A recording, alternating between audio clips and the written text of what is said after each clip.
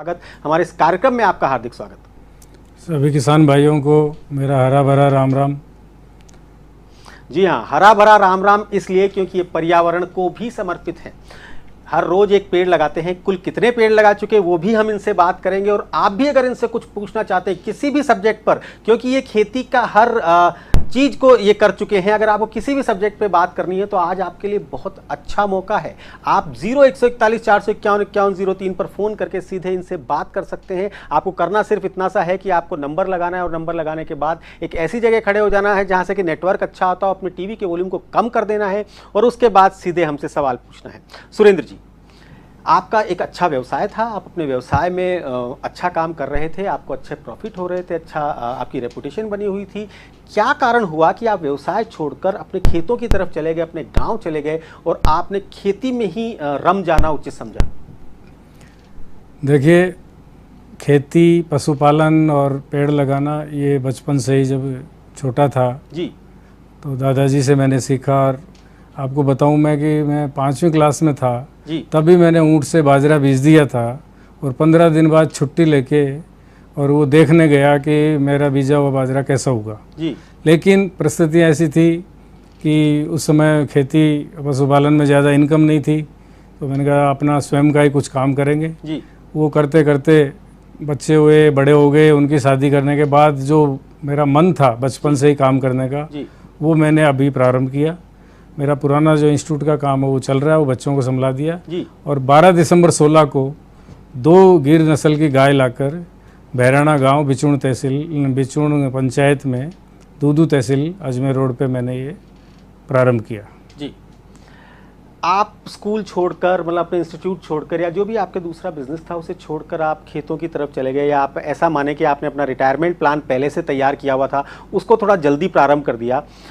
गाय लेकर आए, गाय लेकर आपने वो किया, लेकिन कहीं से कोई प्रेरणा मिली होगी, कहीं से अचानक से आपके मन में कुछ ऐसा आया होगा। क्या वो कौन से क्षण थे जब आपने ये डिसाइड किया? देखिए, जैसा मैंने बताया कि मन तो बचपन से ही था जी, लेकिन परिस्थितियाँ होने के कारण अब जब मैं फ्री हो गया तो देख रहा हूँ कि चारों तरफ केमिकल और इनसे क्या बीमारियाँ हो रही हैं, और HF गाय का दूध से क्या क्या डिजीज़ हो रही हैं। ये देखते हुए मैंने फिर देखा कि IFS मॉडल का पूरा ही काम करूं, जिससे कि एक जो शहर का आदमी है जिसकी पूरी थाली है जी, वो ऑर्गेनिक होनी चाहिए जी। और मैं अभी 15 तरह की खेती कर रहा हूं, और आने वाले 2 साल में 30-40 तरह की खेती करूंगा, और आने वाले 6 महीने के अंदर अंदर में पूरी थाली, नमक से ले, नमक, गुड़, तेल और मसाले, ये 4 चीज़ अभी फार्म पे नहीं है। बाकी दूध के बाई प्रोडक्ट हैं जी, सारे, अनाज हैं, सब्जियां हैं, और इस बार तो दालें भी स्टार्ट हो जाएंगी क्योंकि अभी मैंने मूंग बोया है, चौले, मोठ वगैरह है। तो इस तरह से मैंने देखा कि आज इसकी समाज के अंदर बहुत ज़रूरत है। और ख़ास तौर से ये जब कोरोना आया, हालांकि मैंने पहले शुरू कर दिया था, कोरोना में तो मैंने देखा कि लोगों की इम्यूनिटी जिसकी वीक है उन लोगों की ज़्यादा है, जो केमिकल की और अच्छा खान पान नहीं है उनकी इम्यूनिटी वीक है। बाकी आप देखो, मैं DD किसान पे देख रहा था कि हमारी जो औषधियाँ और मसाले हैं अभी पिछले 6 महीने में 8 गुना एक्सपोर्ट ज़्यादा हो रही हैं जी। तो ये सीधा सीधा किसानों को लाभ मिलेगा। तो मेरा किसान भाइयों से कहना है कि आप भी ये इसको कतई घाटे का सौदा कस के और पशुपालन को मत मानिए, और इसके अंदर आप ऑर्गेनिक खेती करके और जो सरकार की योजना है उनको फ़ायदा उठा के प्रोसेसिंग करके जो पूरी एक कीमत किसान को मिलनी चाहिए उसका लाभ उठाओ, तो निश्चित रूप से आगे आपको भी फ़ायदा होगा। और स्वागत है, अगर कोई देखना चाहे कि हम किस तरह से करेंगे, क्या चैलेंज आएंगे, तो मेरे फार्म पे आके देख सकते हो। और मैं निःशुल्क 2-2, 4-4 घंटे की ट्रेनिंग भी दे रहा हूँ। जी, सुरेंद्र जी, बहुत अच्छा काम आप कर रहे हैं। जहां जहर भरी थाली लोग खा रहे हैं, वहां उन्हें आप एक जैविक थाली देना चाहते हैं। वाकई में एक बहुत अच्छा कार्य है, मानव जाति के लिए भी और अपनी मातृभूमि के लिए भी, जिसके लिए कि हम आप किसान भाई हमेशा तत्पर रहते हैं। एक दर्शक हैं जो आपसे बात करना चाहते हैं, आपका कार्यक्रम देख रहे हैं, वो आपसे रूबरू होना चाहते हैं। जी नमस्कार, राम राम साहब। राम राम साहब जी। मेरा नाम विनीता दादी है, मैं कोटा से बोल रही हूँ। जी विनीता जी, बहुत बहुत स्वागत है आपका राम राम साहब में। धन्यवाद साहब। जी पूछिए, क्या पूछना चाहती हैं विनीता जी? जी क्या पूछना चाहती हैं, पूछिए। मेरा एक छोटा सा प्रश्न था जी। महिलाओं के आत्मनिर्भर होने में जी खेती इसका क्या योगदान हो सकता है? अवाना जी इस पे क्या कहना चाहेंगे? जी हाँ अवाना जी, वैसे तो खेती में अधिकतर काम महिलाओं का ही होता है, परंतु जिस प्रकार से पूछ रही है कि आत्मनिर्भर होने के लिए महिलाओं को क्या करना होगा, अवाना जी प्लीज। देखिए आप सही कह रहे हो कि आज भी मैं जहाँ मैं खेती कर रहा हूँ या जहाँ जाता हूँ आसपास में देखता हूँ 80% महिलाओं का योगदान है जी। सुबह जो आपके यहाँ जयपुर में दूध आता है डेयरी के अंदर है, वो गांव से कलेक्ट होता है, सुबह 4-5 बजे 90% महिलाएं दूध निकालती हैं, तो वो सीधा सीधा महिलाओं का योगदान है। इसी तरह से आप देखिए इस समय खेत में निनाणी खरपतवार हटाने का ये काम चल रहा है जी। 80% 70% महिलाएं कर रही हैं। ठीक है, आप शहर में रहती हैं, आपके पास मुझे पता नहीं खेती करती हैं कि नहीं करती, लेकिन इस समय जो भारत सरकार और राजस्थान सरकार की योजनाएं हैं महिलाओं को के लिए ये समझो 80% ज़्यादा हैं। जैसे आप शहर में रहते हैं और आपके पास ज़मीन कम है या नहीं है तो आप मशरूम की खेती कर सकते हैं।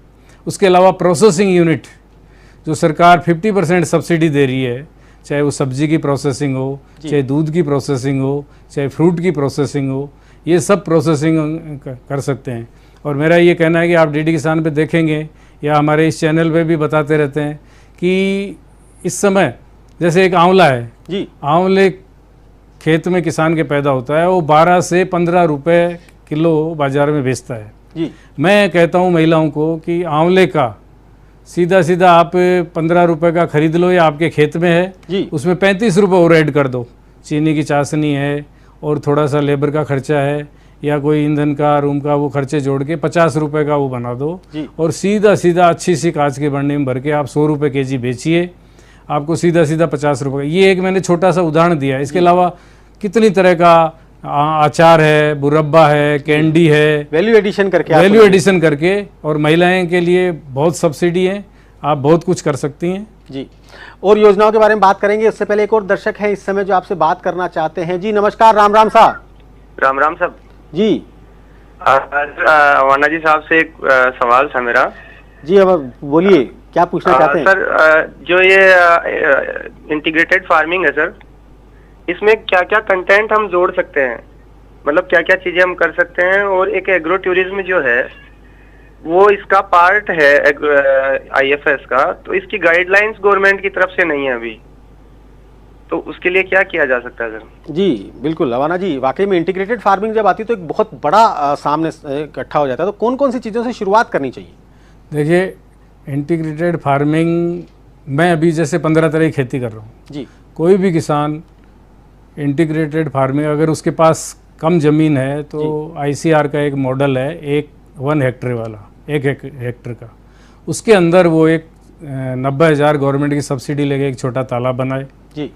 उस तालाब के ऊपर 2 केज बना के और देसी मुर्गी पाल सकता है जी, बत्तख पालन कर सकता है, उस पौंड के अंदर मछली पालन कर सकता है, उसके साथ कुछ बकरी और भेड़, कम ज़मीन चाहिए उनको जी, उनके बाड़ा बनाने के लिए, वो उसके अंदर कर रहा है। उसके साथ ही उसमें थोड़ी सी ज़मीन में आप नर्सरी कर सकते हो, नर्सरी के कुछ मदर प्लांट भी लगा सकते हो जी। 10 गाय तक उसके अंदर रख सकते हो। तो इस तरह से कुछ औषधीय पौधे लगाओ और कुछ जो गायों का गोबर है उसकी कुछ प्रोडक्ट बना के, तो मैं कह रहा हूँ कि इंटीग्रेटेड फार्मिंग अगर किसी किसान के पास 1 हेक्टेयर ज़मीन है, बड़े किसान की बात नहीं कर रहा, वो तो कर ही सकता है, वो तो और भी कई तरह के, लेकिन 1 हेक्टेयर का जो ICR का मॉडल है उसके ऊपर वो करे तो मैं समझता हूँ कि उसको बहुत अच्छी एक परिवार पालन का ही नहीं, उससे भी ज़्यादा अच्छी इनकम होगी। जी हाँ, इंटीग्रेटेड फार्मिंग में आपको ये डर नहीं है कि आपने एक फसल की और उसमें किसी भी कारण से कोई नुकसान हो गया तो आपकी पूरे 6 महीने की कमाई चली गई। आप अलग अलग जगह पे अपने प्रॉफिट सेंटर बना सकते हैं, जैसे कि एक बिजनेसमैन करता है, ठीक उसी प्रकार व्यवसाय बनाया है सुरेंद्र अवाना जी ने खेती को। एक और दर्शक हैं जो इस समय सुरेंद्र जी आपसे बात करना चाहते हैं, फोन लाइन पर मौजूद है। नमस्कार, राम राम साहब। राम राम सर जी, पूछिए क्या पूछना चाहते हैं? बहुत बहुत आभार, आपका फ़ोन किया आपने। सर आपका बहुत बहुत आभार सर। मैं जालोर जिले के मोदी गाँव से बोल रहा हूँ सर, पारसमन जी। सर मैं आपको सबसे पहले तो धन्यवाद देना चाहूँगा सर। आपका ये प्रोग्राम चलता है, हम इंतजार करते हैं कि कभी आपका प्रोग्राम चले और 10-12 किसान बैठ के आपके प्रोग्राम का जो इंतजार करते हैं सर। जी बहुत बहुत धन्यवाद। और सर मेरा एक सवाल था, मैं आपसे सर पूछना चाहूँगा कि सर ये जो मार्केट में पशु आहार आते हैं, वो कई तरह के आते हैं, तो इसमें से सर वो कैसे पता चलता है कि संतुलित कौन सा है और असंतुलित कौन सा? वाकई में बहुत अच्छा प्रश्न आपने पूछा है अवाना जी। देखिए, इसके बारे में तो कई कंपनियों के हैं, सरस डेयरी का भी पशु आहार है, मैंने और पतंजलि का भी आ रहा है, कई हैं, मैंने और नाम नहीं बता पाऊँगा जी। लेकिन मैंने शुरू में जब करीब 25-30 गाय लाए तब तक मैं इधर उधर का ही लेके यूज़ किया, लेकिन जब मैंने इनकी लैब में टेस्ट करवाया, जांच करवाई, तो मैं किसी की बुराई नहीं कर रहा जी, लेकिन मुझे पसंद नहीं आए। उसके बाद मैंने जयपुर में मेरे मित्र के साथ मिलके जो वेटनरी में पीजी, न्यूट्रिशन में पीजी की, उनके साथ मिलके मैं तो मेरा खुद का बना रहा हूँ। जो वेटनरी साइंस कहती है कि ये 15 से 18 चीज़ें संतुलित आहार होता है वो डलनी चाहिए जी। जैसे मक्का भी होनी चाहिए, उसमें खल बिलोने काकड़े भी होने चाहिए। ये 100 केजी का बता रहा हूँ मैं, 18 केजी मक्का हो गया, खल बिलोने काकड़े 15-15 हो गए, गुड़ भी होना चाहिए, गंवार का कोरमा भी होना चाहिए, उसके अंदर चावल की भूसी भी होनी चाहिए, नमक भी होना चाहिए, मिनरल मिक्सर भी होना चाहिए। ये इस तरह की 15 चीज़ें हैं, इनका पूरा रेशियो 100 किलो बना के मैं बना रहा हूँ। कोई किसान भाई अगर दिक्कत नहीं हो तो वो अपना घर पे भी बना सकता है दाना। और मेरा ये कहना है कि चारा, हरा चारा है वो थोड़ा सा आप किसी भी तरह से आपके, अगर किसी के पास बड़ा खेत है, छोटी डेयरी नहीं हो के, तो मेड़ पे बहुवर्षीय चारा लगा दे। और चारा, हरा चारा अगर 50% से थोड़ा ज़्यादा दोगे तो आप बांट कम भी कर दोगे तो काम चल जाएगा जी। इस तरह से संतुलन। अवाना जी ने 20 से 25 तरह के चारे अपने यहाँ पे लगाए हुए, उसके बारे में बात करेंगे। उससे पहले एक दर्शक से बात कर लेते हैं। जी नमस्कार, राम राम साहब। राम राम जी, पूछिए क्या पूछना चाहते हैं? मैं आज चाहवा कि गिर गाय तो लेनी चाहवा, लेकिन गिर गाय असली की है नकली की है कि इकट्ठा पड़े, मतलब कोई ठा नहीं पड़े कि किन तरीका हूँ लेवा, कहीं है कहीं नहीं, इन बारे में कोई जानकारी मिले तो। कहाँ से बोल रहे हैं? कहाँ से बोल रहे हैं आप? मैं जोधपुर के पास सातीन गाँव है सर। जोधपुर से बोल रहे हैं। देखिए, मैंने जब शुरू किया तब गिर गाय को ही चुना जी। और ऐसे राजस्थान में 4-5 ब्रीड हैं जो सब अपने आप में देसी हैं और अच्छी है। हमारी राजस्थान की थार पारकर है, वो बहुत बढ़िया है, गिर भी बहुत बढ़िया है। उसके अलावा साहिवाल राजस्थान के क्लाइमेट के हिसाब से, राठी और हमारी कांकरेज, ये 5 मुख्य रूप से बहुत तादाद में राजस्थान में किसानों के पास हैं भी। लेकिन गिर की बात है, गिर मूल रूप से तो गुजरात की है, वो गुजरात के गिर जंगल से उसकी उत्पत्ति हुई है। मेरा फार्म दूदू तहसील में है। दूदू और किशनगढ़ तहसील से मैंने 10-12 गाय लेके, और मैं और मेरे मित्र डॉक्टर साहब दोनों गुजरात गए। गुजरात में मैंने देखी और वहाँ 100% गिर हैं, लेकिन वो उस समय कीमत 1.5 लाख थी जो आज 2.5 लाख की हो गई, जिसका दूध करीब 16, 17, 18 लीटर है। तो उसके बाद मैंने निश्चय किया, मैं 4 गाय लेके भी आया वहाँ से।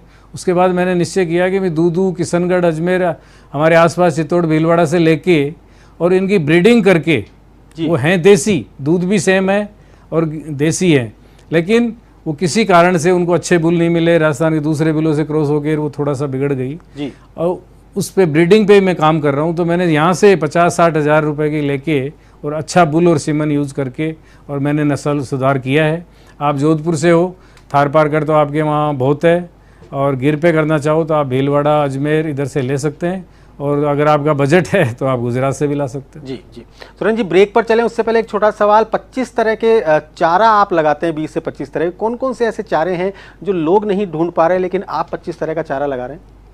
देखिए, 25 तरह का भी बहुवर्षीय चारा है जी। ये सीजनल नहीं है कि एक बार लगा दिया, 2-3 कटिंग की और फिर दोबारा जुताई बुआई करो जी। ये 25 तरह का है, 3 साल से लेके और 80-100 साल तक का है। यानी एक बार उसको लगा दो और किसान 3 साल से 80 साल तक उसको काट के, कुट्टी काट के अपने पशुधन को, पशुपालक को खिला सकता है जी। इसमें देखिए, नंबर 1 तो अजोला है, वो आप किसान अपने खेत पे ही फार्म में मैं बता दूंगा, लेकिन टाइम लगेगा इसमें। ये अब सबसे पौष्टिक नंबर 1 मैं इसको देता हूँ ग्रेन फॉडर में। उसके अलावा किसान अपने खेत की मेड़ पे, बड़ा खेत है तो बड़ी और छोटा है तो जितनी भी मेड़ के ऊपर, जैसे नीम है, अरडू है, सेंजना है, सैतूत है, पिलकन है, सूबबूल है, नेपियर, 4-5 तरह का जो राजस्थान में अच्छा सक्सेस हो रहा है, नेपियर है, और झिंझुआ है गुजरात वाला। इस तरह के ग्लिरिसीडिया, अभी राजस्थान में शायद कोई किसान नहीं लगा रहा, मैंने अभी ग्लिरिसीडिया लगाया, बहुत अच्छा, उसमें नाइट्रोजन भी है और पशुओं के लिए चारा भी है। अभी जो चारे की 2 वैरायटी मैंने झांसी से और मंगाई है। तो इस तरह से आप देखेंगे तो 25 तरह का है और किसान को सबसे अच्छा फ़ायदा है। अब मेरे को कहते हैं कि सब नीम तो गाय थोड़ी खाती है, अरे क्यों नहीं खाती, कुट्टी काट के खिलाओ। नीम के तो 4-5 फ़ायदे हैं, जो हमारे फ़ायदे हैं वही गाय को फ़ायदे हैं। तो इस तरह से मैंने बताया कि ये बहुवर्षीय चारा लगा दो किसान, और हमेशा हरे चारे से जो दुखी रहता है उसको 12 महीने हरा चारा मिलेगा, उसमें थोड़ा थोड़ा कुछ और ऐड कर दीजिए। जी हाँ, बिल्कुल, आपके पशु भी स्वस्थ रहेंगे और उनसे आपको दूध की प्राप्ति। जिस प्रकार कैलाश जी इस समय पे कोटपुतली से हमारे साथ जुड़े हुए हैं। नमस्कार कैलाश जी। नमस्कार सर। नमस्कार जी, पूछिए क्या पूछना चाहते हैं कैलाश जी। सर मैं ये पूछना चाह रहा हूँ कि अवाना जी IFSC मॉडल पे काम कर रहे हैं जी, तो उसमें जैविक खाद जो बनाते हैं उसमें कितनी क्या कॉस्ट आती है, क्या इसमें बजट रहता है? जी बिल्कुल बिल्कुल, अवाना जी बताइए। देखिए, आज भी राजस्थान में हज़ारों किसान जैविक खेती कर रहे हैं और वो अपने अपने तरीके से, कोई वर्मी कंपोस्ट है, कोई जीवामृत, घना अमृत वो बना रहा है। मैं थोड़ा सा हटके सुपर बना रहा हूँ। मैं 6 पशुओं के अपशिष्ट जो मेरे फार्म पर ही हैं, जैसे देसी गाय का गोबर है 50% और बाकी 2-2, 4-4 किलो हैं, बकरी की मिंगनी, भेड़ की मिंगनी, ऊँट के मिंगने, घोड़े की लीद और मुर्गी की मीट, ये सारे पशु पक्षी मेरे फार्म पे हैं। उसके अलावा राजस्थान की माइंस के मिनरल उसके अंदर डालता हूँ, जैसे जिप्सम है, रॉक फॉस्फेट है, जियोलाइट है, डोलोमाइट है, चारकोल है और गुड़ का सीरा और गौमूत्र। ये सब मिक्स करके एक छोटा सा प्लांट पहले मैंने 7 लाख का लगाया था जी। अब डिमांड ज़्यादा बढ़ गई, लोग किसान ज़्यादा लेने लग गए, तो फिर बड़ा प्लांट लगाया, उसकी कॉस्ट मशीनरी की 28 लाख है।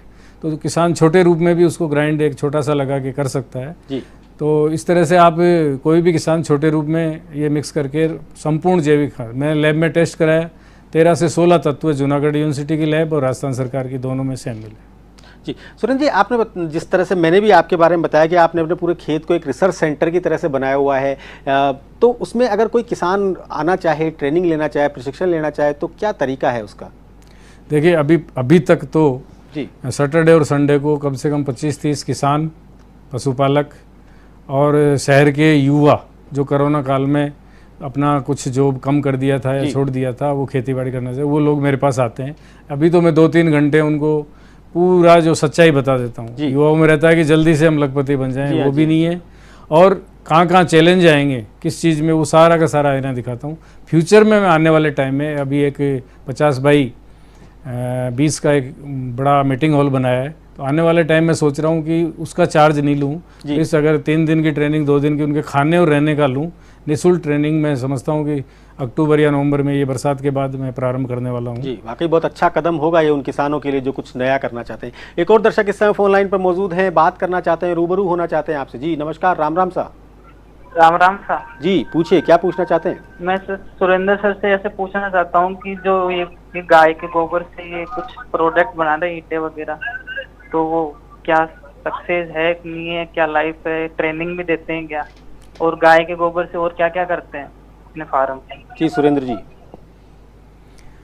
देखिए, मैं अभी देसी गाय के, जो मेरे गिर नस्ल की गाय है, उसके गोबर से ये जो मैं चीज़ें बता रहा हूँ, ये आधी चीज़ें सिर्फ देसी गाय के गोबर से ही संभव है जी। जैसे खाद बना रहा हूँ, नंबर 1। नंबर 2, मेरे यहाँ बायोगैस का प्लांट लगा हुआ है जी, जिसकी 60,000 कॉस्ट है और कुछ सब्सिडी है 15-20 हज़ार, कोई भी किसान लगा सकता है जी। नंबर 3, इसके गोबर से ईंट बना रहा हूँ, जो मैंने बीकानेर ट्रेनिंग ली है और उसके बाद मैं मेरे फार्म पे बना रहा हूँ। सक्सेस है, जो मैं अभी मीटिंग हॉल का जो जिक्र कर रहा था, वो उन्हीं ईंटों से बनाया और उसके अलावा 2 रूम और बनाए मैंने। तो ये शुरू में थोड़ा सा दिक्कत आई, अभी परफेक्ट हूँ मैं और बिल्कुल सक्सेस है, कोई दिक्कत नहीं। आप उसके ऊपर पट्टी भी रख दो, छप्पर रख दो, केलू रख दो, सीमेंट की, लोहे की चादर, कुछ भी रख दो, ये सक्सेस है। और इस रूम के फ़ायदे बहुत हैं, फिर कभी मौका होगा तो बताऊँगा। उसके अलावा अभी दीपावली पे मैं दीपक बनाने जा रहा हूँ, गमले में बना रहा हूँ। थोड़े दिनों बाद गोकास्ट, ये जो लकड़ी होती है, ये भी बनाऊँगा। इसके अलावा और भी बहुत से प्रोडक्ट हैं जो आप देसी गाय के गोबर से बना सकते हैं। सुरेंद्र जी, एक और दर्शक हैं, बात करना चाहते हैं आपसे। जी नमस्कार, राम राम सा। राम राम सर, राम राम जी, राम राम। नमस्कार, पूछिए क्या पूछना चाहते हैं सर? ये मेरे को इनसे पूछना था, ऊँट का दूध चाहिए था, तो कैसे लें इनसे?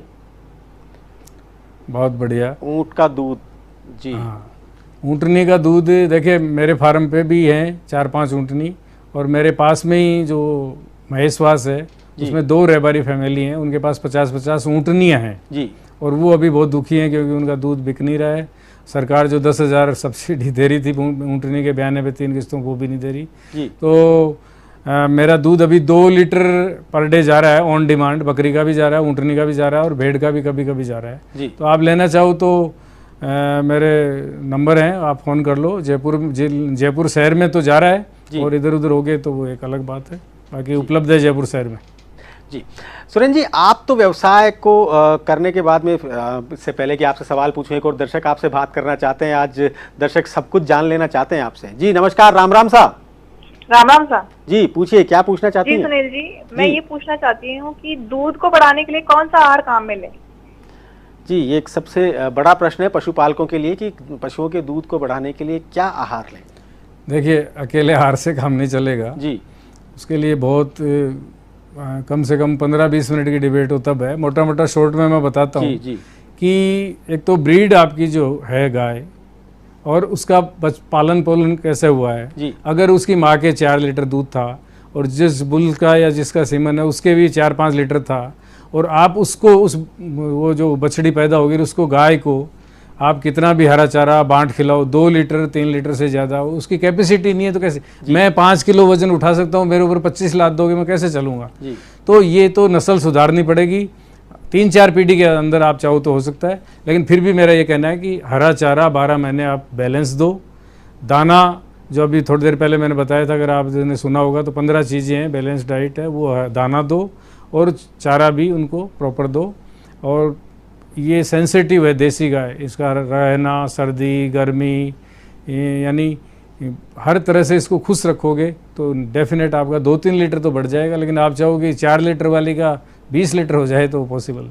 जी फ़ोन आते रहेंगे, लगातार हम आपसे बात करते रहेंगे। कुछ चीज़ें का सवाल मैं पूछना चाहता हूं आपसे पर्सनल। बहुत सारे अवार्ड्स आपको मिले हैं, मैं जानना चाहूँगा दर्शकों को बताएं कि कौन कौन से अवार्ड्स आप अब तक ले चुके हैं। देखिए मैं सच कह रहा हूँ कि जब 12 दिसंबर 16 को गाय लाया और खेती को मैं धीरे धीरे बढ़ाने लगा तब मुझे पता ही नहीं था कि इस तरह के सम्मान और पुरस्कार और अवार्ड और कैश मिलता है। मैं काम करता रहा और 1.5 साल बाद ही हमारे यहाँ के बिचून के AAO साहब आए कि साहब ऐसे नॉमिनेशन एक फॉर्म है और आप अच्छा काम कर रहे हो। अभी तक उस समय तक गाय और खाद भी नहीं था, 2-3 चीज़ें ही थी, पौंड बना के और शायद मछली पालन भी हो गया था, 3-4 काम थे। और मेरा वहाँ पंचायत तहसील में सिलेक्शन हुआ, तहसील से डिस्ट्रिक्ट में हुआ, डिस्ट्रिक्ट के अधिकारी आए और मेरा स्टेट में सिलेक्शन हुआ। और 19 के अंदर दिसंबर में CM साहब ने मुझे स्टेट का पुरस्कार इसमें दिया और 51,000 रुपये मिले। उसके बाद 1 महीने बाद ही जोबनेर यूनिवर्सिटी में गवर्नर साहब आए, इंटीग्रेटेड फार्मिंग जब तक 5-6 तरह की हो गई थी उसके लिए मुझे पुरस्कार दिया गया। और अभी नया मुझे भारत सरकार द्वारा 27 जो फरवरी है उसको हिंदुस्तान के कृषक का, किसान का सबसे बड़ा पुरस्कार है इनोवेटिव फार्मर, नवोन्मेषी किसान का, वो मुझे केंद्रीय मंत्री द्वारा पूसा के अंदर दिया गया, 1 लाख रुपए और वो पुरस्कार दिया गया। तो अभी तक मुझे 4 नेशनल अवार्ड, 4 मुझे स्टेट अवार्ड, 2 स्टेट अवार्ड अभी पाइपलाइन में है, नेशनल 4 पाइपलाइन में है। और एक जो एग्री स्टार्टअप है जोबनेर यूनिवर्सिटी की जो है अपने यहाँ एग्रीकल्चर यूनिवर्सिटी, उसके माध्यम से चल रही है, भारत सरकार की योजना है। स्टार्टअप योजना मैंने खाद का नवाचार के लिए अप्लाई किया, स्टार्टअप में मेरा सिलेक्शन हुआ 25 लाख वाली में और 18 लाख रुपए मुझे मिले। तो इस तरह से मैं कहूँगा कि इतना सम्मान और इतना मुझे जो पता नहीं था, और भारत सरकार राजस्थान सरकार दे रही है, इतना सम्मान मिल रहा है, पैसा भी कैश भी मिल रहा है, तो आप काम करिए तो निश्चित रूप से आपको कैश भी मिलेगा, सम्मान भी मिलेगा। जी मान लो तो हार है और ठान लो तो जीत है। जी एक और दर्शक हैं जो बात करना चाहते हैं आपसे। जी नमस्कार, राम राम साहब। हाँ जी राम राम साहब। जी हाँ जी, मैं जगराम गुजर निवेदन कर रहा हूँ आसीन भीलवाड़ा से। जी जगराम जी। हाँ, मेरा अवाना जी से एक सवाल है कि राजस्थान में ज्यादातर जैसे छोटे किसान हैं जी, और अब आगे आगे जो है जोतों का आकार छोटा हो रहा है। जी बिल्कुल। तो ऐसे हालात में ये जो मॉडल जो अपना रहे हैं अवाना जी, ये तो बड़े किसानों के लिए है। जी, तो उनके लिए तो ये लाभदायक है। अब छोटे किसानों को तो अनाज भी चाहिए, चारा भी चाहिए, अब वो कैसे इस मॉडल से अटैच हों, तो इस बारे में अगर कोई मार्गदर्शन हो तो ज्यादातर किसानों को जैसे लाभ मिल सकता है जी, और ऐसी कोई योजना भी हो तो वो भी सुझाव देने का। जी सुरेंद्र जी, सही सब प्रश्न है उनका। देखिए, इसका मैंने आधा जवाब तो आपने शायद टीवी लेट खोला होगा, आधा जवाब तो मैंने पहले दिया था कि आईसीआर की गाइडलाइन में 1 हेक्टेयर की एक आईएफएस मॉडल की खेती का है, और वो मैं करीब 1.5 हेक्टेयर में उसको जयपुर वाली 5 बीघा के अंदर उस मॉडल को मैं कर रहा हूँ। 1 हेक्टेयर में 4 बीघा, थोड़ा सा ज़्यादा है, उसके ऊपर काम कर रहा हूँ। इन्होंने कहा कि अनाज भी चाहिए, चारा भी चाहिए जी। देखिए, वो 1 हेक्टेयर में या छोटी जोत में आप कितना चारा ले लोगे, क्या लोगे, तो आपको चाहिए मेन इनकम चाहिए आज की तारीख में, पैसा। तो आईएफएस मॉडल में उस 1 हेक्टेयर को चेंज कर दो, जब पैसा आएगा तो अनाज और चारा तो बाजार से खरीद लेना। और वो मैंने बताया एक छोटा पौंड सब्सिडी से बनवा लो, उसके अंदर बत्तख पालन भी करो, मुर्गी पालन भी करो, ये देसी और कड़कनाथ, उसके अलावा मछली पालन भी हो जाएगा। साइड में बकरी, 50 बकरी, 50 भेड़ का, 10 गाय का, नर्सरी भी करिए, नर्सरी बहुत डिमांड है। थोड़े से औषधीय पौधे लगा दीजिए, तो और थोड़े से फ्रूट के जो पौधे लगा दीजिए, जिसमें आप ब्रीडिंग करके अपनी नर्सरी भी चला सकते हो। और अभी जैसे मेरे 200 ही पेड़ थे नर्सरी के लिए, और मैंने VNR 1 kg अमरूद थे, मैंने 100 रुपये केजी बाजार में बिके हैं, और लोग सबको मिल नहीं पाते, लड़ते थे। तो इस तरह से एक छोटा मॉडल है। इसका नक्शा आप अपने जयपुर के दुर्गापुरा में देख सकते हो, आईसीआर की साइड है उस पर भी देख सकते हो, और आपको समय है मेरे फार्म पे आने का तो मैं भी बता सकता हूँ, आराम से कर सकते हो और आपको अच्छी इनकम इसमें होगी। और हमारे साथ इस समय रामेश्वर गोरा जुड़े हुए हैं, फोन लाइन पर बात करना चाहते हैं सुरेंद्र अवाना जी से। जी नमस्कार, राम राम साहब। Ram Ram sir, Ram Ram sir. जी रामेश्वर जी, पूछिए, क्या पूछना चाहते हैं? सर मैं ये पूछना चाहता हूँ, ग्रीन फोडर चाहिए हमारे को। गाय हमारे पास में 33 जानवर जी, उसके लिए हरे चारे की समस्या रहती है जी, और एक मैं जैविक खेती कर रहा हूँ तो उसके लिए ऑर्गेनिक खाद की सलाह लेनी थी सर से। जी बिल्कुल बिल्कुल, बहुत बढ़िया मार्गदर्शक बैठे हुए हैं आज स्टूडियो में सुरेंद्र जी। हाँ सर। हाँ। कहाँ से बोल रहे हैं आप? फुलेरा से बोल रहा हूँ मैं। फुलेरा से बोल रहे हैं रामेश्वर जी। जी लक्ष्मणलाल गोरा जी, सर के पास नहीं है वैसे। हाँ रामेश्वर जी, एक तो क्या हरे चारे का पूछा? हाँ, हरा चारा और जैविक। हरे चारे का शायद आपने भी लेट शुरू किया है। मैंने बहुवर्षीय 25 तरह के चारे का भी डिटेल में बताया है, फिर अभी शॉर्ट में बता रहा हूँ कि किसान को इस समय बारिश का मौसम है, अपनी बाड़ जो है खेत की, उसके चारों तरफ नीम, अरडू, सैना, सैतूत, पिलकन, सूब, बबूल, और अंदर आप लगाओ तो नेपियर है और ढेंचा है, आप ग्लेरिसीडिया, इस तरह का बहुत तरह का 4-5 तरह का तो नेपियर है। इस तरह का ये चारा बहुवर्षीय है, ताकि आपको बार बार नहीं लगाना पड़ेगा। ये संतुलित आहार आपके पशुओं को दो, आपको डेफिनेट बहुत बचत भी होगी और पशु भी आपके हेल्दी रहेंगे। और दूसरा क्या था? दूसरा जैविक खेती के बारे में। हाँ जी, खाद तो अब आपके 35 गाय हैं, तो देखिए जैविक खेती बिना देसी गाय के तो हो ही नहीं सकती। आपके पास हैं तो प्रॉपर आप या तो केंचुए ला के, राजस्थान सरकार की योजनाएं हैं, आप बेड ये बना के वो केंचुए ला के केंचुए की बना लो। और अगर आप नहीं बनाना चाहते हो तो मैं भी आपके पास में ही हूँ, मेरे यहाँ से ले लो। और या मेरे वाली भी सॉर्ट में कोई छोटा ग्राइंडर कुछ हो तो बनाना चाहो तो मेरे फार्म पे आ जाओ, मैं आप सिखा दूंगा आपको। जी सुरेंद्र जी, आपने बताया कि आपने अपने व्यवसाय के बाद में खेती पर आए, और आप जो दूसरी पीढ़ी है वो आपके व्यवसाय को संभाल रही है। खेती में आपके साथ कौन है, या अपनी अगली पीढ़ी को आप किधर भेजना चाहेंगे, बिजनेस में या खेती में? देखिए, मैं बचपन से ही दादाजी दादी जी उनको खेत में काम करो, और मेरी मम्मी ने जब मैं 15-20 साल का था तब तक खेत में काम कर दिया, अभी ज़्यादा हो गई जी। तो वो मैंने बचपन से देखा है।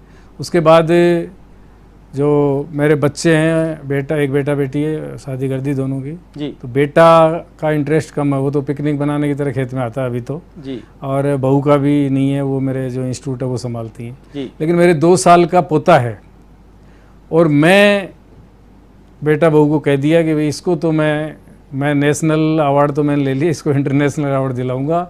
और इतना खाली पड़ा है कृषि और पशुपालन का, मैं इसमें बहुत काम करूंगा। और 2 साल का है, 5 साल के बाद मैं उसको सिखाऊंगा, एग्रीकल्चर पशुपालन की शिक्षा दिलाऊंगा। और डेफिनेट आज की तारीख मैंने उसको IAS IPS बनाऊंगा ना डॉक्टर इंजीनियर।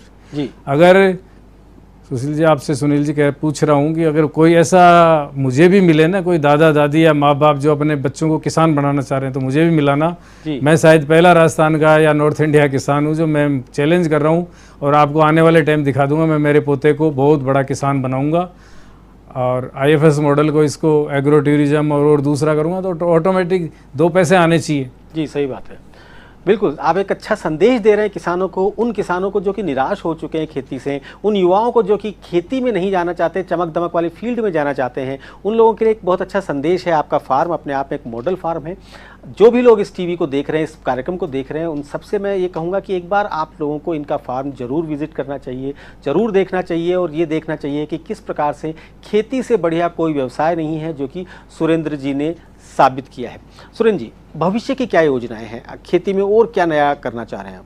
देखिए, कृषि और पशुपालन में कोई एंड ही नहीं है जी। आज बड़े बड़े उद्योगपति हैं, 2 फैक्ट्रियां थी, 4 थी, फिर 20 हो गई, और मैं समझता हूँ ये जो बड़े बड़े जो इंडिया के उद्योगिक घराने हैं, इनके 50-50 बिजनेसिया होंगे जी। और खेती और पशुपालन में इस तरह भी अपार संभावनाएं हैं जी। बस आपको पैसेंस रख के डटना पड़ेगा जी। और दोनों सरकार हमारी इतनी मदद कर रही हैं, इतना पैसा है। मैं प्रेजेंट में 15 तरह की, जैसे मैंने बताया, खेती कर रहा हूँ।